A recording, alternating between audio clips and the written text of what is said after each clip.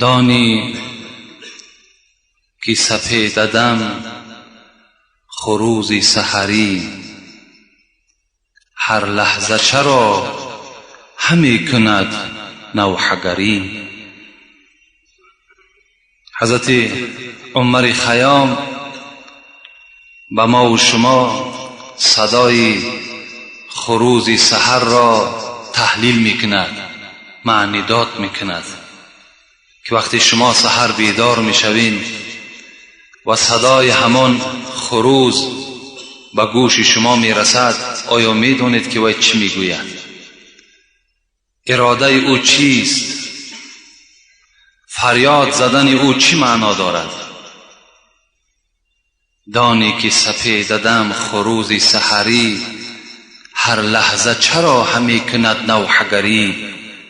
یعنی که نمودن در آینه صبح، از عمر شب گذشت تو بی خبری. السلام علیکم و رحمت الله و برکاته. دامدار شیرین سخن درباره رباعیات های عالمگیر عمر خیام به ما جواب پره می داده. این رباعی چنین است: گر باده خوری تو با خیرتمندان خور، یا با صنمی لاله رخی خندان خور. بسیار مخور ویرد مکن فاش بساز، اندک خور و کم کم خور و پنهان خور. در این رباعی باده، می، شراب با کدام معنا شاعر گفته است؟ از نام مخلصی اشدی شما. اصطلاحاتی است مر ابدال را، که از آن نبود خبر غفال را. عارفان ما و شما میگد که همین ابدالای ما، ابدال گفته همون اولیاهایی که تخمین 70 نفر هستند، همونها در اصطلاحات خود، یعنی در استفاده کردن شعر خود، می، باده، جام، پیمانه، سبو استفاده میکنند. لیکن شما غفالا، شما غافل ها از معنای اون درک ندارین که اون چی میخواهند در شعر خود. خب حضرت مثنوی باشد، صاحب مثنوی حضرت جلال الدین رومی، یک روایت میارد که ان لله شرابا اعده للاولیاء، اذا شربوا سکروا و اذا سکروا تابوا. پیغمبر از نام پیغمبر ما و شما را یاد میکنه که از برای خداوند شراب هست، وقتی که همین شراب را برای اولیاهای خود آماده کرده است. وقتی همین اولیاها که شراب خوردن مست میشوند، وقتی که مست شدن در حالت مستی رجوع به سوی خدا میکنند، همون شراب می نوشند. این شرابی که آدمها را مست میکند، پلید میکند، افلاس میکند، این شراب نیست. حضرت حافظ میگوید المنت لله که دری میکده باز است، زان رو که مرا بر در او روی نیاز است. خمها همه در جوش و خروشند ز مستی، آن می که در آنجاست حقیقت نه مجاز است.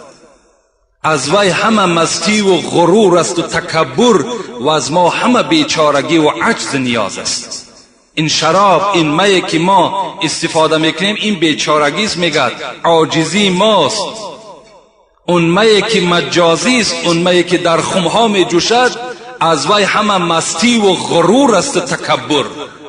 اون می هست که آدم تکبر می سازد، مغرور می سازد، پلید می سازد. این می ما اون می نیست، گفتن حضرت. عارفی دیگر چی میگوید؟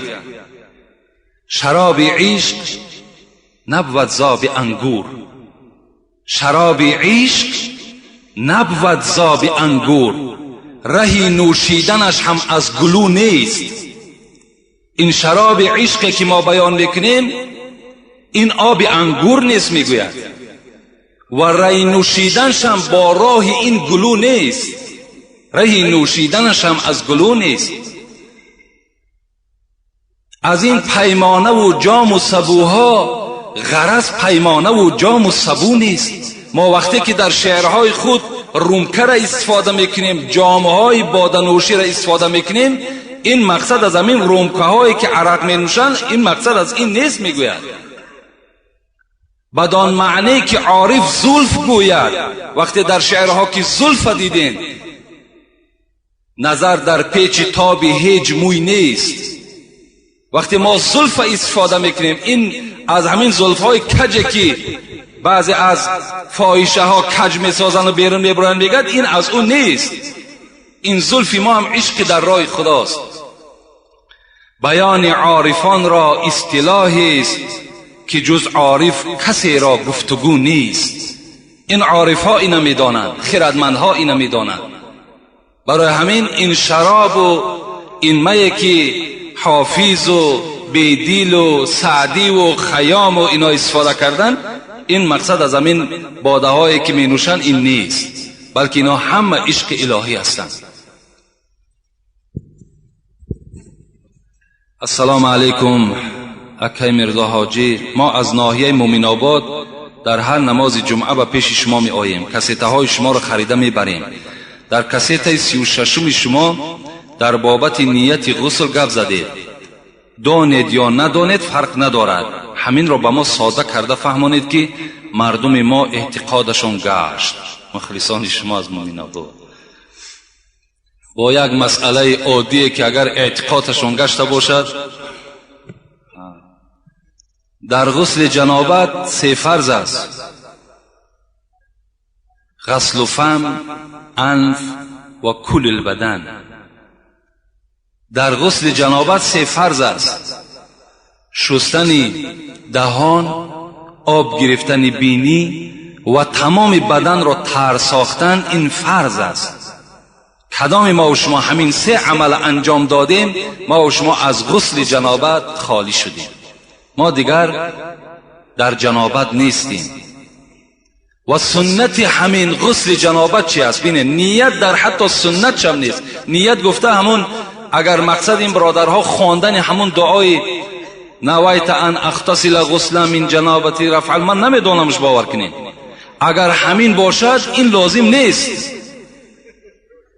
این لازم نیست. تماما این شما اذیت نکنین، حاجت به اذیت کردنش نیست.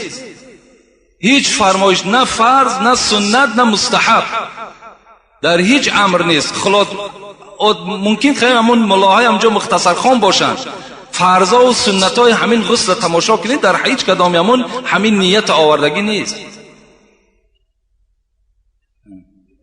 برای همون نیتی که در دلتون کردین برای پاکیزه کردن بدنتون، خودش نیت واقع شد، تمام. شرط نیست که شما را لفظا با دهانتون بخونید، با زبان خود بخونید. و سنت شامل است که شما پیش از غسل جنابت باید که پیشاب و مثال حاجت خانه داخل شوین، همه را دور بسازین، آمده دستها را شوین، یعنی طهارت کنین پیش از غسل جنابتتون بغیر پایها را شستن. بعد در دوام همین آبازی کردگیتون پایهاتون را میشورین، تمام. شما صاحب هم طهارت هستین، هم صاحب از جنابت خالی شدین. این نیت شرط نیست و لازم هم نیست. داملای شیرین سخن، من از شما خواهش دارم که سوال ما را با پرگی جواب گردونید. 23 فوریه یا 8 مارس در دین اسلام هست یا نه؟ همین رو ما چندین بار گفتیم برادرای عزیز. یکی 1 ینور، یکی 23 فوریه، یکی 8 مارس، یکی 9 می. دیگر ایده‌های کسان، اینا ایده‌های ملی هستند، ملی تاجیکستان ما و شما هستند که اینها را به قید میگیرند. اینا از اسلام ما نیستند، لیکن در تاجیکستان، در تمام دنیا این عید پیشواز گرفته می شود. چرا شما از 40 سوال نمیکنید؟ چرا از 7 سوال نمیکنید؟ چرا از 6 ماهگی سوال نمیکنید؟ چرا از 20 سوال نمیکنید؟ چرا از سال سوال نمیکنید؟ کجای کتاب در اینا هست؟